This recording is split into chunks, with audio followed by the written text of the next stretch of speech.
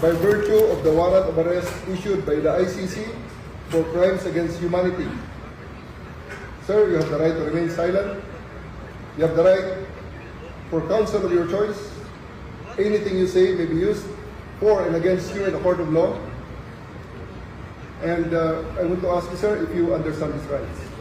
Of course, coming from you, it's very clear. Now that you're asking, sir, for the basis of the warrant, the ICC had issued a warrant pursuant to Article 25(3)(a) of the statute for crimes against humanity and pursuant to Article 7(1)(a) of the same statute for murder, sir, committed in the Republic of the Philippines during the relevant period and as set forth in this warrant of arrest. Must be murders, hindi lang detention, and the basis for detention.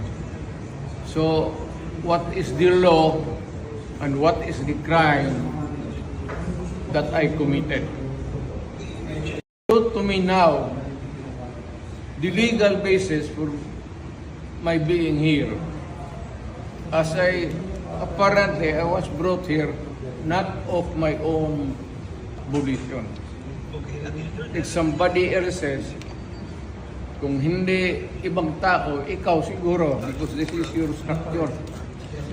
So you have to answer now for the